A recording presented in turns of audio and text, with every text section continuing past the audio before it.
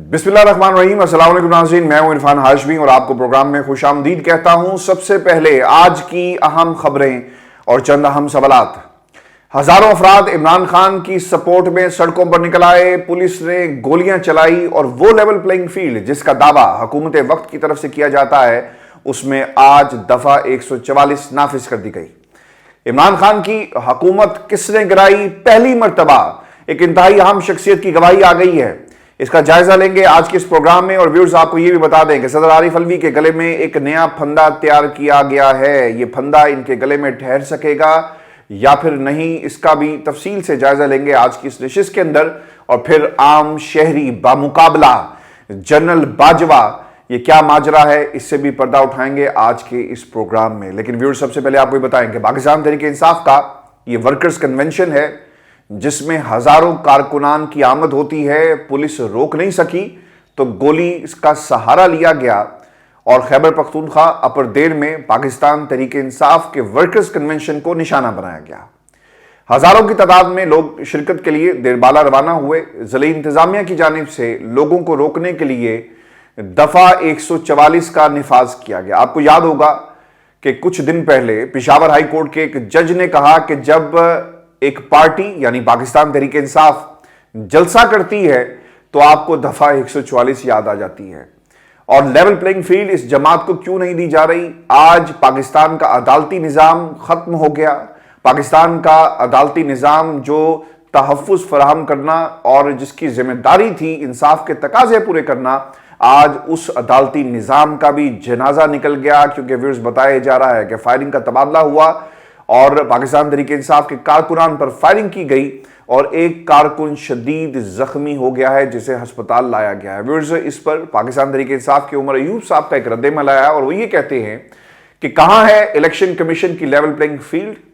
Election commission अभी से बता दे कि वो सिर्फ धांधली ज़दा इलेक्शन करने की तैयारी में मसरूफ है या क्या अवाम ऐसे इलेक्शन को रद्द नहीं करेगी और इसकी जिम्मेदारी इलेक्शन कमीशन और इन गैर आईनी हुकूमतों पर होगी जो इस वक्त ये सब कुछ करवा रहे हैं। अगर कोई पाकिस्तान के अंदर इस गलत फहमी में है ना कि बहुत ज्यादा साफ और शफाफ इलेक्शन होंगे और किसी किस्म की धांधली नहीं होगी और ये एरियल से धुले हुए इलेक्शन होंगे, तो व्यूअर्स याद रखिएगा, पाकिस्तान के अंदर तमाम तैयारी मुकम्मल कर ली गई कि हमने किस तरह सिलेक्शन के जरिए, इलेक्शन नहीं सिलेक्शन के जरिए नवाज शरीफ को मुल्क का चौथी बार वज़ीर आज़म बनाना है। और व्यूअर्स, आपको ये भी बता दें कि इलेक्शन कमीशन का वज़ीर आज़म के प्रिंसिपल सेक्रेटरी को खत, और इस खत के अंदर इलेक्शन कमीशन ने निगरान वज़ीर आज़म के प्रिंसिपल सेक्रेटरी और चारों सूबाई चीफ सेक्रेटरीज को खत लिखा जिसमें कहा गया कि एक सियासी जमात यानी पाकिस्तान तहरीक इंसाफ ने कमीशन के सामने कहा कि निगरान हुकूमतें लेवल प्लेइंग फील्ड मुहैया नहीं कर रही जिससे उनकी मुहिम और वोटर्स बुरी तरह मुतासिर हो रहे हैं।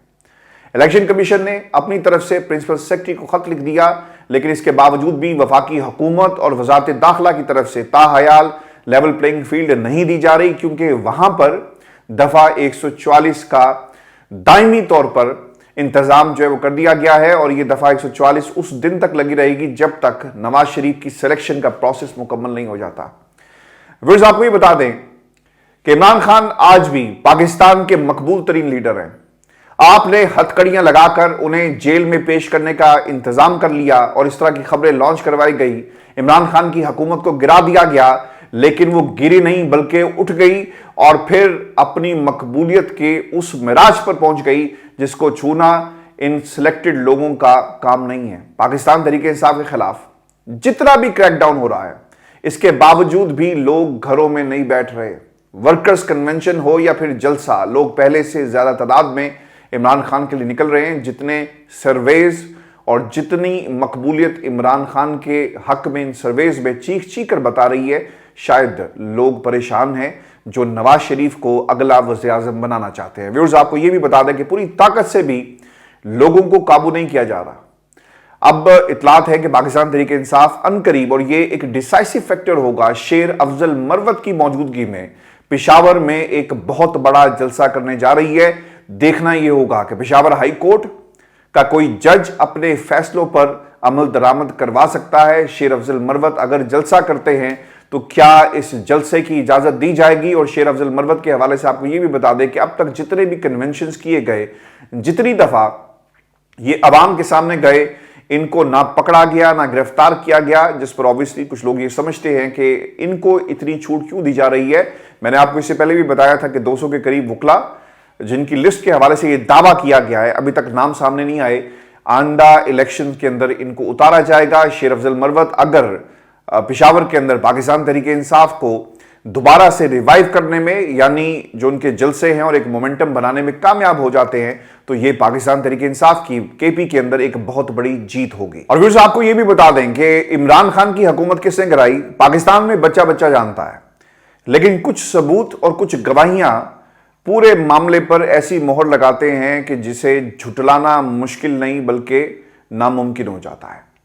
راجہ ریاض صاحب اپوزیشن لیڈر تھے اور انہوں نے بینگ دی اپوزیشن لیڈر ایسے دعوے شروع کیے کہ آئندہ الیکشن جو ہیں وہ اس جماعت کے ساتھ لڑیں گے، اس کے ٹکٹ پر لڑیں گے جو اس وقت حکومت کے اندر ہے۔ تو آپ یہ تصور کر لیں کہ ایک اپوزیشن لیڈر جو اس جماعت سے نہیں ہے بلکہ وہ مخالفت میں اس پارلیمنٹ کے فلور پر کھڑا ہے، وہ کس قسم کی مخالفت کرے گا؟ آج اس نے اپنے گھر کی ساری کہانی پاکستان کی قوم کے سامنے رکھ دی۔ وہ یہ کہتے ہیں کہ عدم اعتماد سے 2 ماہ پہلے نون لیگ سے ہمارے مذاکرات میں سب کچھ طے ہوا، یعنی سازش کی گئی کہ ہم نے عمران خان کی حکومت کو کس طرح گرانا ہے۔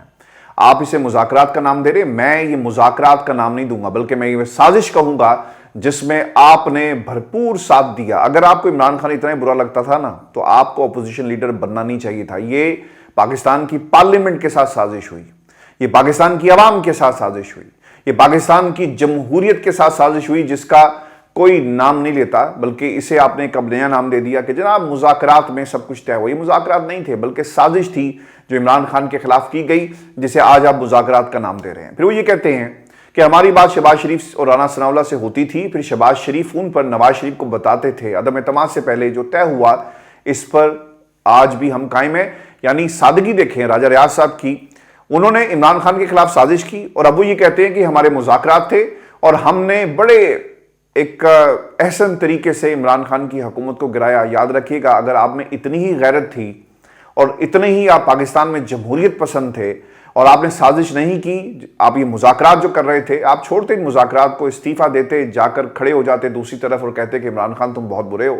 لیکن آپ نے ایسا نہیں کیا۔ آپ نے کیا کیا؟ آپ نے اپنی اس کرسی کو سازش کے لیے استعمال کیا۔ اور پھر یہ جو آپ الفاظ اٹھا رہے ہیں نا کہ اس میں جو نقطہ آپ نے اٹھایا کہ جناب ہمارا فون کوئی سنتا نہیں تھا، بھائی جان آپ کا فون سننے تو بہت دور کی بات ہے، آپ کو راندہ درگاہ کر دینا چاہیے، کیونکہ خبریں لوگوں کو پہلے سے یہ معلوم تھی کہ کچھ لوگ جو ہیں وہ بغاوت کریں گے، اور راجہ ریاض صاحب جو ہیں اس میں ٹاپ آف دا لسٹ تھے۔ اور پھر آپ بلیک میلنگ کی سیاست جو کر رہے تھے، خان صاحب اس چیز کو بھی بخوبی جانتے تھے، کیونکہ اب انہوں نے ایک سوال یہ بھی اٹھا دیا ہے کہ پارلیمنٹیرینز کو کس نے لاجس سے اٹھانے کی کوشش کی۔ وہ یہ کہتے ہیں کہ عدم اعتماد سے پہلے عمران خان کو سپورٹ نہیں تھی، ان کے اوپر سے ہاتھ کھینچ لیا گیا تھا۔ ہمیں پتہ چلا تھا کہ ایک جرنیل یعنی جنرل فیض کے ذریعے ہمیں لاجس سے اٹھانے کی کوشش ہوئی، اس لیے سندھ ہاؤس چلے گئے۔ آپ جنرل فیض کا نام لیتے ہیں تو شاید آپ جنرل باجوہ کی مہربانیاں بھی ان کا بھی نام لیں گے کہ جنرل باجوہ نے کیا کیا مہربانیاں جو ہیں وہ اس وقت موجودہ حکومت پر کی، اور نواز شریف اور ان کے خاندان پر کیا مہربانیاں کی، نواز شریف کو پاکستان لانے میں جنرل باجوہ کا کیا ہاتھ تھا، اور پھر شہباز شریف کو حکومت میں بٹھانے کا یہ جو معاملہ ہے اس میں جنرل باجوہ نے کس خوبصورتی کے ساتھ اور کتنی ذمہ داری کے ساتھ یہ کردار جو ہے ادا کیا۔ عدم اعتماد میں اسٹیبلشمنٹ کا ہاتھ تھا۔ راجہ ریاض کے مطابق ہمیں نہیں اٹھایا گیا تو اس کا مطلب تھا کہ ہاتھ کھینچ لیا گیا، جب ہمیں نہیں اٹھایا تو اس کا مطلب تھا کہ عدم اعتماد کامیاب ہو جائے گی، یعنی اسٹیبلشمنٹ عمران خان کے خلاف سازش میں شامل تھی۔ راجہ ریاض صاحب یہ کہہ رہے ہیں۔ پھر وہ یہ بھی کہتے ہیں کہ عمران خان انہوں نے پہلے اکانومسٹ کو جنرل باجوہ کے پاس بھیجا، انہیں بتایا کہ پاکستان کی معیشت کے حالات بہت خراب ہیں، لیکن جنرل باجوہ وکٹ کے دونوں طرف کھیل رہے تھے۔ یار ان کا کوئی دین ایمان نہیں ہے۔ ان سیاستدانوں کو ہمیشہ کے لیے پاکستان کی سیاست سے اور جمہوری نظام سے ختم کر دینا چاہیے اور کوئی ایک نیا نظام ایسا لایا جائے جس میں سیاستدان جن کی فیکٹریز جو ہیں، جن کا پاکستان کے اندر سیاست میں آنے کا صرف یہ مقصد ہوتا ہے کہ وہ کاروبار اپنے بچوں کے چلا سکیں، یا پھر سیاست کو کاروبار بنا لیں، یا پھر اقتدار کی سیڑھی تک پہنچنے کے لیے ہر وہ حربہ استعمال کریں، مافیاز کا حصہ بنیں، ان کو ہمیشہ کے لیے پاکستان کی سیاست سے مائنس کرنا بہت ہی ضروری ہے۔ اور یہ کوئی نیا نظام لا کر نہیں ہوگا، بلکہ جو نظام موجود ہے اس میں عوام کی طاقت سے یہ ممکن ہو سکے گا۔ ہم بار بار یہ کہتے ہیں نا کہ یار ووٹ کی طاقت کو سمجھیں۔ آج لوگ نکلے، آپ نے دفعہ 144 لگائی، کوئی وجہ بتا دے کہ دفعہ 144 لگانے کا مقصد کیا تھا؟ الیکشن کیا اس طرح ہوں گے؟ اور پھر یہ سوال جس طرح سے یہ کرندے اور یہ جو مہرے ہیں جو سائیڈ ککس بن کر اپنا کردار ادا کرتے ہیں، جو ان کی ریولیوشنز ہیں، اس سے یہ صاف ظاہر ہے کہ سب کھیل نواز شریف کی سلیکشن کے لیے کیا جا رہا ہے۔ اور اگر آپ یہ نعرہ لگا کر یعنی الیکشن سے پہلے اپنے آپ کو کوئی وقت کا ایک آمر ڈکلیئر کر رہے ہیں اپنی حرکتوں سے، تو ویورز یہ بالکل بھی غلط نہیں ہے، کیونکہ آپ نے جمہوری لبادہ اوڑھ کر آمریت کے راستے پر چل پڑے ہیں۔ نواز شریف صاحب نا اپنی عادت سے مجبور ہیں، اور آج بھی انہوں نے وہ بیانیہ جو ٹھپ ہو گیا تھا احتساب کا دوبارہ سے زندہ کر دیا ہے اور آغاز کیا سازش کا۔ اور وہ یہ کہتے ہیں کہ سازش کے تحت ہماری حکومت کو ختم کر دیا گیا، ہماری حکومت ختم نہ کی جاتی تو آج پاکستان مضبوط ملک ہوتا۔ ججوں کو کیا ضرورت تھی کہ سازش کا حصہ بن کر ملک پر کلہاڑا چلائے گی؟ الیکشن میں ہیرا پھیری کیوں کی گئی؟ آر ٹی ایس کیوں بند کیا گیا؟ ایسے بندے کو لانے والے اتنے ہی ذمہ دار ہیں جتنا کہ وہ خود ہے۔ پہلا سوال نواز شریف کا واضح اشارہ جنرل باجوہ اور ثاقب نثار کی طرف کیا ہے؟ ویورز آپ کو بتا دیں کہ ایسے بندے کو لانے والا اتنا ہی ذمہ دار ہے جتنا کہ وہ خود۔ نواز شریف نے جنرل باجوہ پر پھر نام لیے بغیر ایک کلہاڑا چلا دیا۔ کئی دنوں سے اس ایشو پر انہوں نے اپنی زبان جو ہے وہ بند رکھنے والا جو نواز شریف تھا، آج دوبارہ سے وہی وار ہمیں کرتا ہوا نظر آ رہا ہے۔ پھر یہ سوال کہ مجھے کیوں نکالا؟ نواز شریف یہی بیانیہ کیا استعمال کریں گے؟ معاشی کارکردگی والا بیانیہ آپ سے شاید ہینڈل نہیں ہو سکا، کیونکہ اس پر لوگ جو ہیں وہ آپ سے سوال کرتے ہیں۔ ایک بار پھر انہیں وہی بیانیہ یاد آ گیا کہ ان کی حکومت کو کس طرح ختم کیا گیا اور پاکستان میں اس وقت کی اسٹیبلشمنٹ کا کیا کردار تھا، اور پھر اب کون ان کا دفاع اس وقت کر رہا ہے۔ نواز شریف صاحب 2024 میں 2018 کا وکٹم کارڈ بنا کر جو ہے اب اسے بخوبی استعمال کریں گے، لیکن سوال یہ ہے کہ کیا اس میں کامیاب ہو سکیں گے۔ آپ کو ویورز بتا دیں کہ بظاہر جو ایک اس وقت صورتحال ہے پاکستان کے سیاسی منظرنامے پر، وکٹم نواز شریف نہیں ہے، وکٹمائز اس وقت عمران خان کو کیا جا رہا ہے۔ عوامی ہمدردی اور مقبولیت عمران خان کے ساتھ چل رہی ہے۔ آپ جتنے مرضی کنونشنز کریں، جو مرضی کر لیں، لیکن شاید آپ کو یہ مقبولیت میسر نہیں آئے گی۔ بیانیے روزانہ کی بنیاد پر بدلیں، جتنے آپ کپڑے بدلتے ہیں بیانیے بھی بدل لیں، لیکن پاکستان کے اندر عمران خان کی مقبولیت کا توڑ نواز شریف کے پاس نہیں ہے۔ آپ نے ایک چیز نوٹ کی ہوگی کہ نواز شریف صاحب نے نا لاہور کا ایک جلسہ کیا، وہ آگے اعلان ہو گیا، ان کو معلوم پڑ گیا کہ پاکستان میں لوگوں کو نکالنا شاید اتنا آسان نہیں ہے، اور پھر لوگوں نے دب الفاظ کے اندر نواز شریف تک یہ بات پہنچائی کہ میاں صاحب، باؤ جی، اگر آپ نے واپس آنا ہے پاکستان کی سیاست کے اندر تو آپ کو دو چیزیں یاد رکھنی ہیں۔ پہلی چیز، اینٹی اسٹیبلشمنٹ بیانیے کو آپ دفن کریں گے، اور پھر صرف اور صرف کچھ کرداروں کا نام لیں گے، سارے کا سارا ملبہ پاکستان کی اسٹیبلشمنٹ کی بجائے آپ نے عدلیہ پر ڈالنا ہے، جس طرح کہ انہوں نے ججز کا نام بھی لیا۔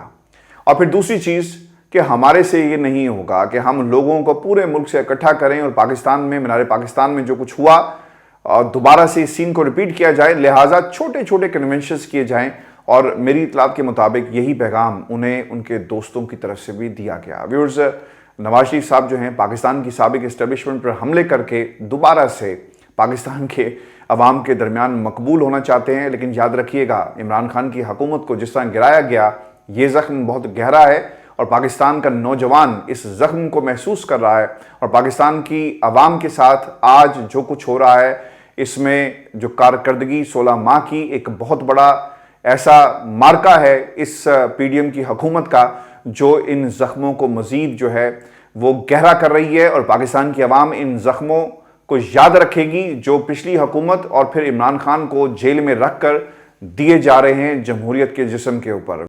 اور پھر آپ کو یہ بتائیں کہ صدر عارف علوی کے گلے میں ایک نیا پھندا تیار کیا گیا ہے۔ صدر اور وزیر اعظم کے خلاف ایک درخواست دائر کی گئی ہے سپریم کورٹ آف پاکستان میں، اور یہ درخواست عام شہری کی طرف سے دائر کی گئی جس کا نام غلام مرتضیٰ ہے، اور اس نے صدر کو ان کی کرسی سے ہٹانے کی درخواست کی ہے۔ اب سوال یہ ہے کہ درخواست میں جو کچھ کہا گیا اس کے مطابق صدر مملکت عارف علوی نے اپنا عہدے کا غلط استعمال کیا۔ عارف علوی اپنی آئینی ذمہ داریوں پر बहुत ज़्यादा बाइस्ड हैं। सदर अलवी ने कौमी असम्बली गैर कानूनी तहरील करके मुल्क को तबाह और बदनाम किया। आरिफ अलवी तहरीक इंसाफ के हक़ में इख्तियार का गैर कानूनी इस्तेमाल करते हैं। ऑफिशियल सीक्रेट बिल पर दस्तखत ना करके मिसकंडक्ट के मुर्तकब हुए हैं और सदर अलवी ने इलेक्शन की तारीख भी नहीं दी। व्यूअर्स ना बहुत सारे सवालात हैं। मैं जब अलवी साहब को कंपेयर करता हूँ ना उमर अता बंदयाल साहब के साथ, तो इनके अंदर ना मुझे एक चीज़ जो कॉमन नज़र आई कि उमर अता बंदयाल साहब ने इमरान खान की हुकूमत को किस तरह गिराया और फिर इसके बावजूद वो पाकिस्तान तहरीक इंसाफ के हवाले से बदनाम थे कि जनाब देखें इन्होंने मैच फिक्स किए, बेंच फिक्स किए और वो इमरान खान को किसी किस्म का रिलीफ देना चाहते थे। और फिर उनकी ऑडियो वीडियोस जो हैं, ऑडियोस की हद तक चीज़ें बहुत सारी सामने भी आई। अलवी साहब, फ़र्क इन दोनों में ये है कि वो जज थे, ये सदर हैं, इनका ताल्लुक तहरीक इंसाफ से है, लेकिन बदनामी उमर अता बंदयाल की और उनके गलत फैसले जिस तरह से वो करते रहे। अलवी साहब ने दोनों तरफ ना खेल खेला है और उन्होंने ऐसा खेल खेला कि दोस्ती भी रह जाए, तहरीक इंसाफ में उनका नाम भी रह जाए और वो पाकिस्तान की इस्टेब्लिशमेंट को नाराज़ भी ना करें। लेकिन इस पूरे खेल के अंदर वो बुरी तरह फारिग हो गए। यानी उन्होंने आकर खुद भी ट्विटर के ऊपर माफ़ी मांगी कि मैं सबसे माफ़ी मांगता हूँ, और फिर उस खेल का क्या हुआ, पाकिस्तान के अंदर सब कुछ हिस्ट्री हो जाता है। अब सवाल ये है कि अदालत क्या सदर अलवी को फारिग कर सकती है? तो जवाब है जी इसका कि नहीं कर सकती। सदर मुमलिकत को आइन के आर्टिकल 248 के तहत असनासा हासिल है। जब तक वो अपने रहने पर काम कर रहे हैं उनको किसी फौजदारी और सिविल मुकदमे में फरीक नहीं बनाया जा सकता और ना ही उनके खिलाफ अदालती कार्रवाई हो सकती है। सदर मुमलिकत को आइनी तौर पर सिर्फ पार्लियामेंट से मुआवजे के जरिए ही हटाया जा सकता है, जो कि इस वक्त मौजूद नहीं है। और फिर व्यूअर्स ये सवाल कि गैर आइनी इक़दामात अलवी साहब के खिलाफ जो एक चार्जशीट पेश की गई, सुप्रीम कोर्ट फैसलों के मुताबिक सदर अलवी को अप्रैल 2022 में वज़ीर-ए-आज़म इमरान खान की एडवाइस पर असम्बली तहरीर करने का इख्तियार नहीं था। उन्होंने 2023 में इंतखाबात की तारीख ना देकर गैर आइनी काम किया। ये दो बड़े अहम इल्ज़ामात अलवी साहब के खिलाफ लगाए गए, जिन पर उनके खिलाफ रिटायरमेंट के बाद कानूनी कार्रवाई हो सकती है।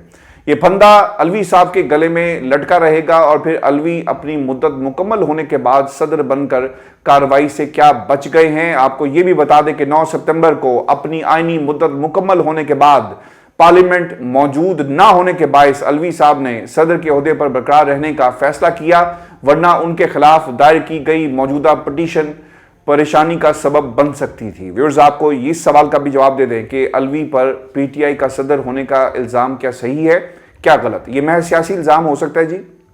अलवी साहब के खिलाफ असम्बली तहरीर करने और इलेक्शन की तारीख ना देने का इल्ज़ाम संगीन है, जिस पर बाद में कार्रवाई होगी। मैं आपको याद करवा दूं कि ये मामला इतनी आसानी से ख़त्म नहीं होगा और ये पिटीशन और ये इल्ज़ामात इनका पीछा करेंगे जब वो सदर नहीं रहेंगे। और फिर आपको ये भी बता दें कि एक दरखास्त वज़ीर-ए-आज़म काकड़ साहब के खिलाफ भी आई। लाहौर हाई कोर्ट में एडवोकेट सलीम साहब की तरफ से दरखास्त दायर की गई है और उसमें यह मौक़िफ़ इख्तियार किया गया कि निगरान वज़ीर-ए-आज़म को आम इंतखाबात कराने के लिए 3 माह की मुद्दत के लिए वज़ीर-ए-आज़म बनाया गया। निगरान वज़ीर-ए-आज़म आइन के तहत 90 रोज़ में इंतखाबात नहीं करवा सके। लेकिन हुआ क्या जी, इस दरखास्त का उड़ा दी जाएगी।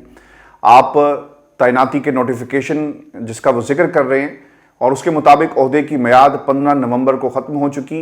मियाद मुकम्मल होने के बावजूद ओहदे पर आप बरकरार नहीं रह सकते, लेकिन आप मौजूद हैं, कुर्सी पर बैठे हुए हैं। एक गैर आइनी बात आपने की। फिर व्यूअर्स, सुप्रीम कोर्ट में जस्टिस काजी फैज़ ईसा साहब का फैसला है कि निगरान हुकूमत 8 फरवरी को इलेक्शन कराए। जब सुप्रीम कोर्ट ने वज़ीर-ए-आज़म को मुश्किल में नहीं डाला, उनके खिलाफ फैसला नहीं दिया, तो फिर उनके खिलाफ लाहौर हाई कोर्ट से कोई बड़ा फैसला जो है वो नहीं आएगा। ये सिर्फ एक खेल है जो खेला जा रहा है और इस खेल का अंजाम क्या होगा इसकी तफसील व्यूअर्स आपके सामने है। और व्यूअर्स, आपको ये एक बात ये भी मैं बता दूं कि ये जो दरखास्तें इस वक्त सुप्रीम कोर्ट ऑफ पाकिस्तान में जा रही हैं या लाहौर हाई कोर्ट पे, इसका कोई मुस्तकबिल नहीं है। ये सिर्फ और सिर्फ लोग अपना गम गुस्सा और अदालतों को इन्वॉल्व करके या फिर अदालतों के खिलाफ जो है अदालतों में जाकर सिर्फ गम गुस्से का इजहार करते हैं। हमारी अदालतें अगर इमरान खान को इंसाफ नहीं दिलवा सकी ना, तो फिर कोई ये भूल जाए कि वो इस निगरान हुकूमत के खिलाफ कोई कार्रवाई करेगी या फिर इलेक्शन कमीशन ऑफ पाकिस्तान के खिलाफ कार्रवाई करेगी। ये सिर्फ और सिर्फ एक दिखावा है जो इस वक्त हमें पाकिस्तान की सियासत के अंदर नजर आ रहा है। व्यूअर्स, ये आज का शो था। अपने कमेंट्स जरूर भेजिएगा, चैनल को सब्सक्राइब करना मत भूले। मुझे इजाजत दीजिए, अल्लाह ने के बाद।